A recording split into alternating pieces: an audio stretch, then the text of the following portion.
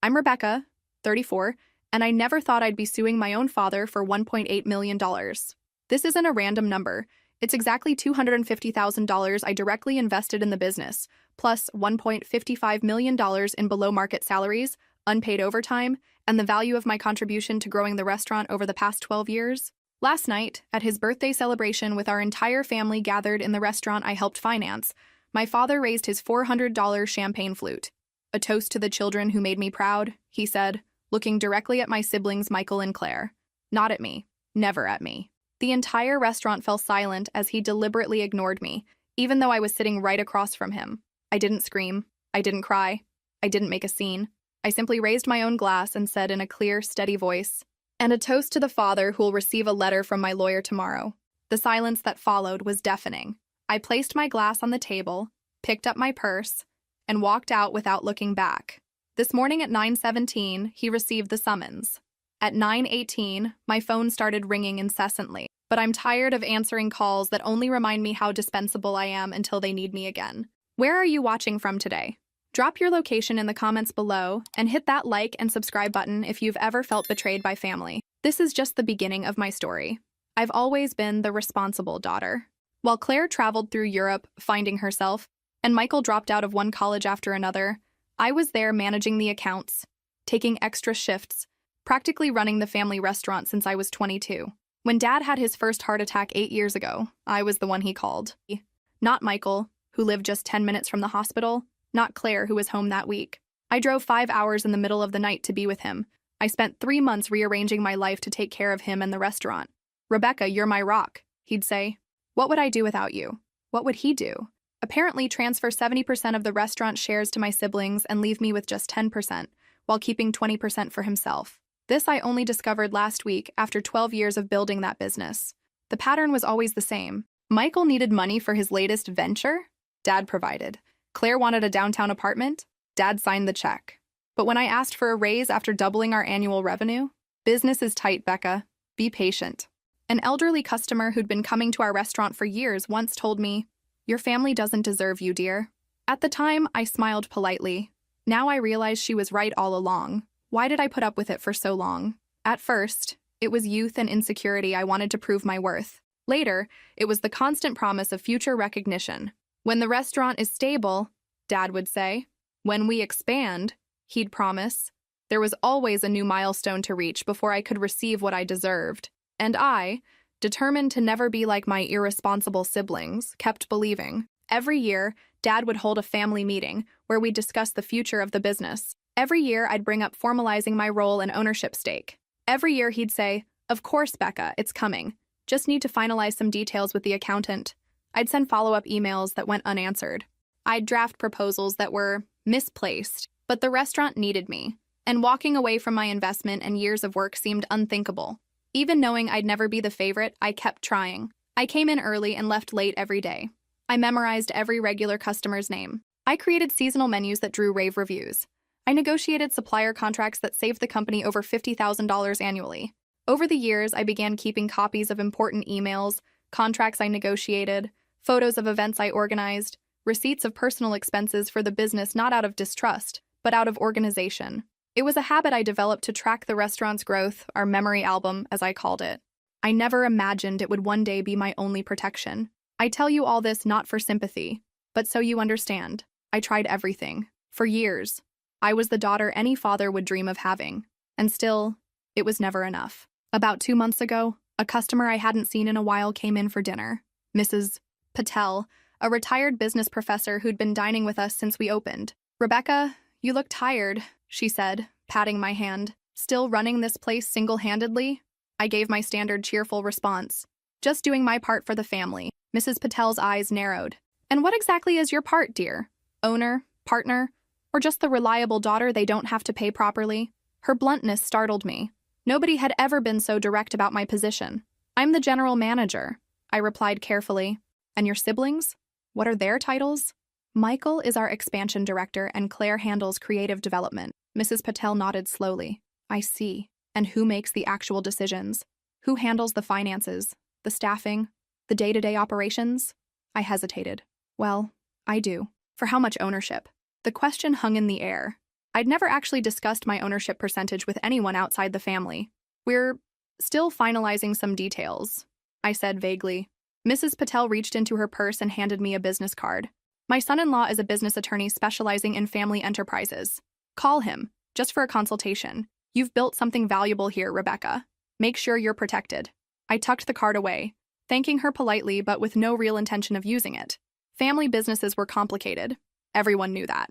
Sometimes fairness took time. That night, as I was closing up, I found myself staring at the wall of memories my father had created near the entrance.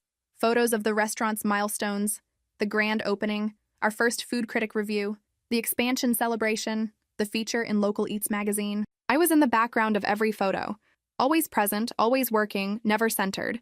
In some, you could barely see me, just a blur of movement while my father and siblings posed for the camera. Have you ever felt invisible in plain sight? Like you're essential but overlooked? Share your experience in the comments below. When I got home that night, I took out Mrs. Patel's card and placed it on my nightstand. Not to call, just to consider. Just to know I had options. Last Thursday, I arrived early to review some contracts. As general manager, I often used Dad's computer to access administrative files when he wasn't around, a normal, accepted practice between us. He never minded. After all, I handled everything. That morning, I noticed an email open on the screen. Normally, I wouldn't read personal correspondence, but the subject line jumped out at me. Ownership transfer. Final documents. My heart raced. As the de facto CFO, I should have been involved in any major financial decision. I clicked on the email, expecting to see my name CC'd. It wasn't. There it was, in black and white, an ownership transfer dated 3 months ago. The restaurant I'd helped build, that I'd dedicated over a decade of my life to, had been divided up. 40% to Michael, 30% to Claire, 20% to Dad, and 10% to me. 10%. After 12 years. After lending $250,000 of my savings for the expansion money I'd inherited from my grandmother, plus what I'd saved working 3 jobs through college and the restaurant's early years.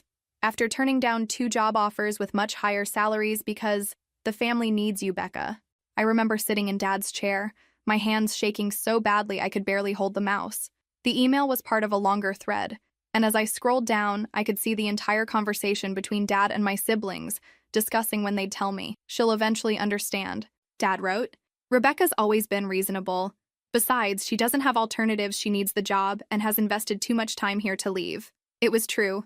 For years, I'd put the restaurant above everything. I hadn't built other professional relationships.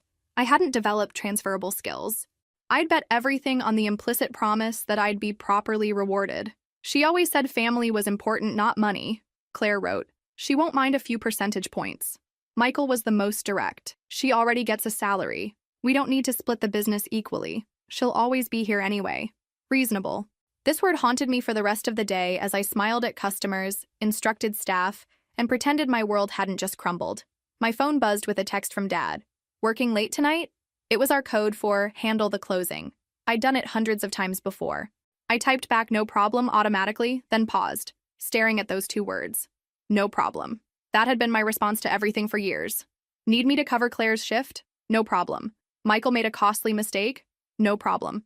Want me to cancel my vacation to handle a supplier issue? No problem. That night, as the last customers left, I found myself alone in the restaurant my family technically owned, but that I had actually built. I walked through the dining room, touching the tables I'd selected, looking at the walls I'd helped paint, remembering the thousands of customers I'd personally served. For the first time, I let myself feel the full weight of the betrayal.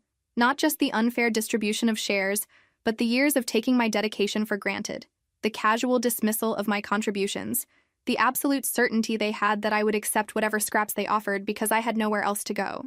I didn't sleep that night, or the next. On the 3rd day, I called Jenna in tears. They robbed me, Jen. Not just of money or the business, but of years of my life. Jenna didn't hesitate. This is theft, Rebecca. Not just morally, but legally. You invested money in that place. You have contracts. You have rights. It was the first time anyone had validated what I was feeling. This wasn't just family hurt or a misunderstanding. It was betrayal. It was theft. It was something I didn't have to accept. I think you should talk to that lawyer Mrs. Patel recommended, said Jenna. What do you have to lose at this point? I hesitated. Suing my own family? It seemed unthinkable. Becca, Jenna held my hands. They didn't think twice about doing this to you. Why are you thinking so hard about defending yourself? That afternoon, I met David Michaels, a lawyer who listened to my story with an increasingly outraged expression. I showed him the email copies I'd printed, the receipts of my personal investment transfers I'd kept organized for years, the original contracts that promised equal ownership upon certain performance benchmarks I'd exceeded years ago. "You have a solid case," he said finally, impressed with my meticulous documentation. "Actually, I rarely see clients so well prepared.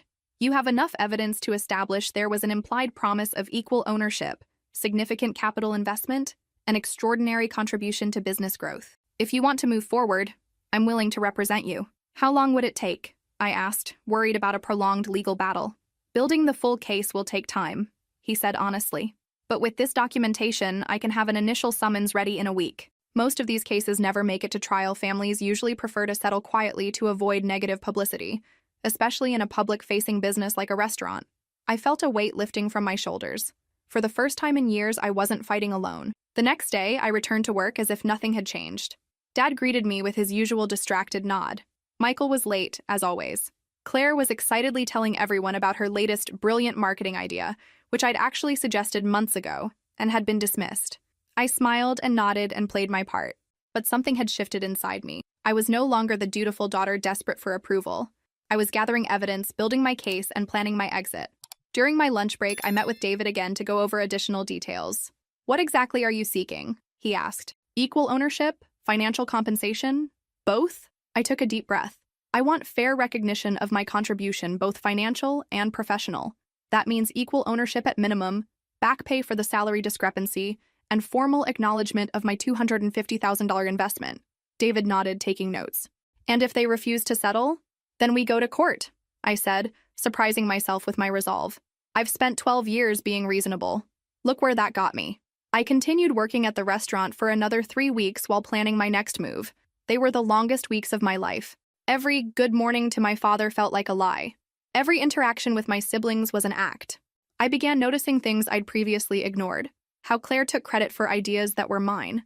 How Michael approved unnecessary expenses that I would be questioned about. How my father consulted their opinions on decisions affecting areas I managed. For years, I rationalized these behaviors. They need more approval. Dad just wants everyone to feel included. Now I saw the truth. It wasn't inclusion. It was favoritism. It wasn't family. It was exploitation. David spent those weeks gathering more evidence and building the case. He discreetly interviewed some longtime employees who confirmed my essential role in the business. He reviewed the restaurant finances, which I provided as general manager, showing how profitability soared under my management. He even discovered something I didn't know: my father had used my name as collateral on a loan for the expansion, putting me at financial risk without my knowledge. "They haven't just given you less than you deserve," said David. "They've used you as a financial shield. If the business failed, you'd be partially liable for the debts, despite only having 10% ownership." On my last night before making a decision, I went to the restaurant after closing. I walked through the empty space, running my fingers over the tables I'd chosen, looking at the walls I'd helped paint, remembering the thousands of customers I'd personally served. "You built this as much as any of them," said a voice. It was Mario, our head chef of 15 years. I hadn't realized he was still there. "More," I replied softly. "I built more than any of them." Mario nodded. "We all know that, Rebecca. The staff, the regular customers, everyone except your family." That was the final confirmation I needed. It wasn't just my perception. It was reality, and it was time to face it. The next day, I officially hired David as my lawyer. Together, we crafted a plan. First, a formal letter requesting recognition of my real contribution and restructuring of ownership. If that failed, a full legal proceeding. "They'll probably try to settle this quietly," David explained. "No one wants a public family scandal, especially a business that relies on reputation." I also made another difficult decision. I resigned from my position as general manager. I drafted a professional letter, detailing exactly how long I would take to train a replacement and which accounts would need to be transferred. Nothing emotional, nothing accusatory, just facts. But I didn't deliver the letter immediately. David advised me to wait until the summons was delivered. "Don't show your cards too early," he said. "They might try to manipulate you into staying, promise changes, but we need legal commitments, not just words." In the days that followed, an anger I didn't know I had started growing inside me. Years of subtle humiliations, of having my voice ignored, of receiving crumbs while my siblings received feasts. It wasn't just about the money or shares anymore, it was about dignity. 2 days before David was set to file the legal paperwork, Dad sent an invitation for his 65th birthday. A big event at the restaurant with all family and friends. My first reaction was to ignore it, but a part of me, a stronger part, knew I needed to be there. Not to cause a scene, I initially thought, but to take a stand one last time. David and I discussed the timing. This could actually work in our favor, he said. If you want to make a statement, doing it publicly will give them less room to manipulate the narrative afterward. I received messages from Michael and Claire asking if I would attend. I politely confirmed my attendance, giving no hint of what was coming. Part of me still planned to keep everything civil and discreet, but as the day progressed, I realized civility had been my strategy for 12 years, and it had gotten me nowhere. I carefully chose an elegant black dress, flawless makeup, and the high heels I rarely wore to work. I wasn't going as the reliable daughter or the efficient manager. I was going as Rebecca, a woman who finally understood her own worth. I arrived exactly on time, not early, to help set up as I usually would. The restaurant was beautifully decorated for Dad's 65th birthday. I smiled politely at the guests, many of whom I knew well after years of serving them. I hugged my aunts and uncles, chatted with old family friends, and kept a calculated distance from my siblings. "Rebecca, you look stunning," my Aunt Susan said, genuinely surprised. I always dressed for practicality, not to impress. "Thank you, Aunt Susan." I decided it was time for a change. Dad saw me, but barely nodded before turning his attention back to Claire, who was telling some exaggerated story about her latest revolutionary idea for the restaurant, an idea I had suggested 2 years ago that was rejected. During dinner, I sat quietly, observing the dynamics I had once accepted as normal. Dad effusively praising every small contribution from my siblings taking credit for successes I had orchestrated, the complete invisibility of my presence, except when some practical detail needed handling. Then came the toast. Dad, slightly drunk and fully in his element as the adored patriarch, stood up and raised his glass. "I want to thank everyone for being here on this special night," he began. "But mostly I want to thank my children, who've made me the proudest man in the world." His eyes moved directly from Michael to Claire as if I wasn't sitting between them. Michael, who's expanding our business into new territories, with my money and connections, and Claire, whose creativity continues to bring freshness to our brand. My ideas, my execution. In that moment, something crystallized inside me. It wasn't just anger, it was clarity. This would be the last time I let myself be made invisible. The polite resignation letter in my purse suddenly seemed inadequate for the moment. 12 years of kindness hadn't brought me respect. Perhaps it was time for a different approach. When he finished his toast, I slowly stood up. The room fell silent, perhaps surprised by me taking up space in this unusual way. "And a toast to the father who will receive a letter from my lawyer tomorrow." My voice didn't waver. My eyes didn't drop. I placed my glass on the table, picked up my purse, and walked out while behind me, chaos began to unfold. My phone started ringing before I even got home. First Claire, then Michael, then Dad, a dozen times each. I turned off the phone and slept deeply for the first time in weeks. The next morning, as arranged, the summons was delivered. At 10:15, Dad showed up at my apartment door, something that hadn't happened in years.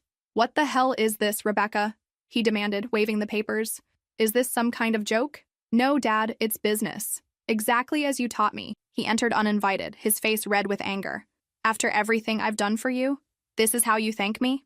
Everything you've done for me?" I kept my voice calm. "You mean paying me less than I was worth? Or secretly giving the business I built to my siblings? You're overreacting. 10% is generous, considering that—" "Considering what? That I lent $250,000 of my own funds? That I worked 60 hours a week for 12 years? That I turned down offers that would pay double to stay loyal to family?" He seemed momentarily speechless, then tried another approach. "Is that what this is about? Money? I thought family meant more to you. Family means more to me. That's why I expected honesty, respect, and recognition for my work. But apparently, I'm only family when it's convenient. Don't be dramatic, Rebecca. We've always been good to you." "No, Dad. You were good to Michael and Claire. I was just useful." He shook his head, incredulous. "I never thought you, of all people, would do this to me, to our family. And I never thought my family would do this to me. Seems we both underestimated each other." As he was leaving, he turned one last time. "You think I didn't give you more because I didn't value you? I gave you less because I knew you were the only one responsible enough to build something on your own. Michael and Claire need help. You don't." It was a compliment. The justification was so absurd I almost laughed. "So you complimented me by robbing me? Interesting definition of respect, Dad. This won't end well for you," he threatened. "We're 3 against 1. "No," I replied calmly. You're three against the law and evidence. We'll see who wins. In the weeks that followed, the tactics changed. First came anger, then veiled threats, and finally attempts at emotional manipulation. Claire called me crying. Dad is devastated, Becca. He's barely eating. How could you do this to him? Michael tried to play the reason card. Come on, sis. We can work this out as a family.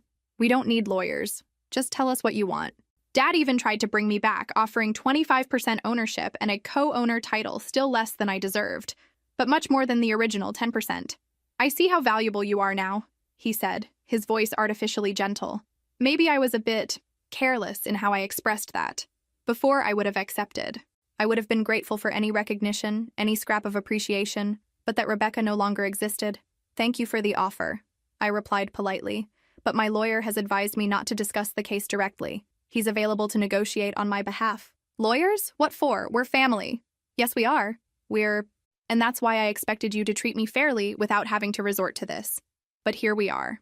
The manipulation attempts continued for 2 weeks. Then, David called me with interesting news. We've gained access to some key financial records, he said. This will take time to fully analyze, but there are some concerning patterns in your father's financial management. Based on the restaurant bank statements you provided as general manager, your father has been regularly withdrawing money and transferring it to personal accounts far more than what was declared as salary or profit distribution. We're talking about almost $600,000 over the last 5 years. Is that legal?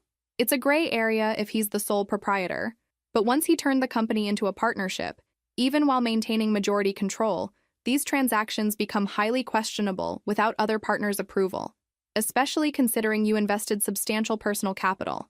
How long will it take to build the full case? I asked. Several months, potentially. But we don't need to wait. This preliminary evidence is strong enough to push for a settlement. Family businesses rarely want these kinds of financial practices examined in court. A week later, I received a formal offer through my lawyer. 33% ownership, equal to my siblings, with Dad retaining 1% as symbolic president. It also included a retroactive payment of $350,000 in undistributed profits. David called me immediately. It's a good offer, Rebecca. Better than we'd likely get after months in court. I thought, long and hard. It wasn't just about money or percentages. It was about respect, recognition, and value. No, I finally answered. I want 40%, and I want it formally recorded that I contributed $250,000 of the initial expansion capital. And I want this signed and publicly acknowledged at the next family gathering. David hesitated. Are you sure? They might refuse. I'm sure. I'm not being greedy, I'm asking for what's fair. If they refuse, we go to court. And you said yourself we have evidence of possible financial mismanagement. I think they'd prefer to avoid that becoming public. 3 days later, I received a call from Dad. I didn't answer. Instead, he left a voicemail. Rebecca, it's your father. We accept your terms, all of them. Not because we're forced to, but because you're right. You deserve this. I wasn't fair to you. Please call me back. I didn't call back. Instead, I had David finalize all the legal details. I didn't want to be manipulated again by sweet words that would turn into disappointment. David informed me that Dad had initially vehemently protested against the 40%, insisting that 33% was more than fair. It was only when David mentioned we might request a full audit of the restaurant's finances for the past 10 years as part of the legal process that Dad changed his mind. Your father has some financial skeletons in the closet, David explained. Nothing necessarily criminal, but certainly embarrassing and potentially damaging to the business if made public. A week later, I received an invitation for a family dinner at the restaurant. Part of me wanted to decline, but David advised me to go. This was where we would sign the final documents. When I arrived, I found only Dad sitting alone at a table in the back. The restaurant was closed to customers. Where are Michael and Claire? I asked, keeping my guard up. I asked them not to come. I wanted to speak with you alone first. I sat down, maintaining emotional distance. Rebecca, he began, suddenly looking older and smaller than I remembered. I prepared a speech, but I'll simply tell the truth. I was wrong, terribly wrong with you for years. I remained silent, waiting. I always trusted you would be there. I always knew you were capable, responsible, strong, and because of that, I think I started taking you for granted, thinking you didn't need the same support, the same praise, the same rewards as your siblings. He pushed a folder toward me. Here's everything you asked for. 40% ownership, acknowledgement of your financial contribution, everything. But I want you to know this isn't just because you legally forced us. It's because it's right. I flipped through the documents, checking every detail as David had instructed me. This doesn't fix everything, I finally replied. You know that, right? He nodded slowly. I know, but I hope it's a start. Why 10%? I asked directly. After everything I did, why give me only 10%? He sighed deeply. At first, when we structured the company, I planned to divide equally. But then Michael started having financial problems, and Claire needed security. I convinced myself you'd be fine with less because you were strong and capable. The truth is, I took advantage of your loyalty. I knew you wouldn't leave, no matter what. So you exploited me because you knew you could. I translated coldly. Yes, he admitted to my surprise. And because it was easier than saying no to your siblings. They make scenes. They demand. They threaten to leave. You just accept and keep working. I was a coward, Rebecca, and a terrible father to you. The admission stunned me. I'd expected more manipulation, more justifications, not this raw honesty. I've been unfair to you for years, he continued. I've taken your dedication for granted. I've rewarded your siblings for doing half of what you do routinely. And when you finally stood up for yourself, my first instinct was to be angry at you, not ashamed of myself. I felt tears threatening but held them back. You're only saying this because I forced your hand legally. No, he said firmly. I'm saying it because seeing you walk out that night, hearing the truth in your words, it finally made me see what I've been doing. The legal action just gave me no choice but to face it. He reached for my hand, but I pulled back slightly. He nodded, understanding. I don't expect forgiveness, Rebecca. But I want you to know that I am proud of you. I always have been. I just didn't know how to show it to the child who never seemed to need my approval. Everyone needs approval, Dad. Everyone needs recognition. I wasn't stronger because I didn't need it. I was just better at hiding how much it hurt when I didn't get it. The next day, we held a formal signing with Michael and Claire present. They were subdued, avoiding my eyes at first. Then, as Dad made a short speech acknowledging my contributions and investment, their expressions changed from resentment to something else, perhaps shame, perhaps realization. The 40% ownership was officially recorded, along with my initial $250,000 investment. When the papers were signed, an uncomfortable silence filled the room. Michael broke it first. I didn't realize about the money you invested, about how much you were really doing. Yes, you did, I replied quietly. You just didn't want to know. It was easier that way. Claire's reaction was more emotional. This is ridiculous. You're tearing apart our family over money. Dad's being generous, giving you 40% when 33% would have been perfectly fair. This isn't about money, Claire, I said calmly. It's about recognition. It's about fairness. It's about 12 years of being dismissed and undervalued. You got 30% for what exactly? I'm his daughter, too, she snapped. Yes, you are. And that's exactly my point. We're all his children. But only some of us were treated as valuable. Claire stormed out. Michael lingered, looking conflicted. What happens now? He asked. Now we learn to be business partners, not just siblings, I replied. That means accountability, transparency, and mutual respect. I'm not your employee anymore, Michael. I'm your equal. Over the following weeks, Claire continued to be hostile, making snide comments whenever we had to interact and trying to turn staff against me. Rebecca thinks she's so special now, I overheard her telling one of the servers. Too good to help out like before. Michael's response was more complex. Sometimes he'd be conciliatory, other times defensive. You know, I worked hard too, he said during one meeting. Maybe not in the ways you did, but I brought in new ideas, new connections. I never said you didn't contribute, Michael, I responded. I just said my contribution wasn't properly valued. There's a difference. Dad tried to mediate, but years of enabling my siblings had left him with little authority to change the dynamics now. Give them time, he advised. This is a big adjustment for everyone. I've given them 12 years, I replied. I don't have much more time to give. The transition wasn't easy. I continued working at the restaurant but established clear boundaries. I no longer came in early to handle others' responsibilities. I no longer stayed late to fix problems I hadn't created. I trained 2 assistant managers to take over some of my duties, creating a more sustainable structure. My first real test came when Claire proposed an expensive rebranding that made no financial sense. In the past, I would have worked behind the scenes to minimize the damage. This time, I spoke up directly in the meeting. I can't support this proposal, I said firmly. The ROI projections are unrealistic, and we'd be cannibalizing our established customer base. I recommend we table this until we have more market research. Claire looked shocked. Dad looked nervous. Michael, surprisingly, backed me up. Rebecca's right, he said. The numbers don't add up.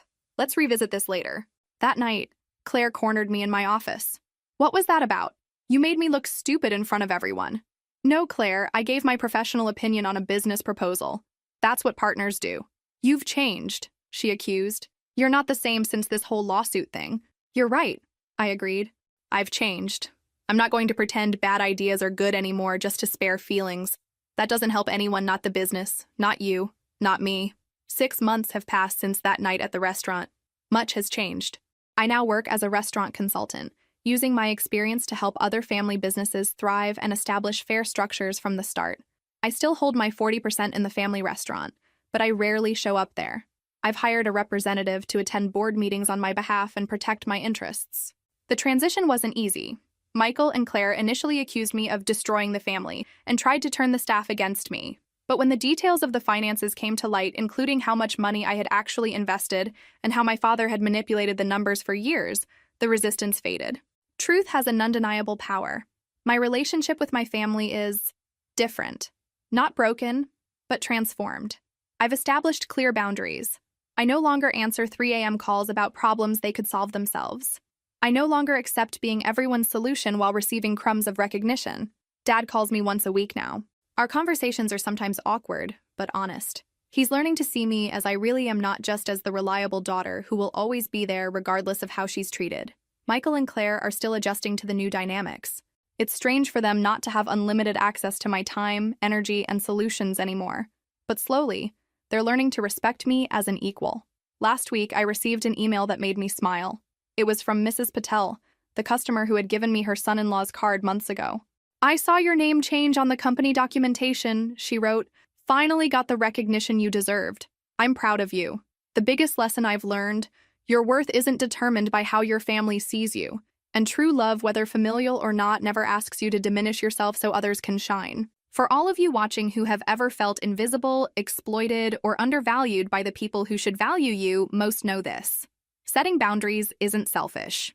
Demanding respect isn't ingratitude. And sometimes the most loving act of self-care is simply saying, "No, this isn't enough for me." It's never too late to rewrite the terms of your own worth. Where are you watching from today? If this story resonated with you, make sure to like and subscribe. And remember, family should lift you up, not hold you down. You deserve recognition, appreciation, and fair treatment. Don't settle for less.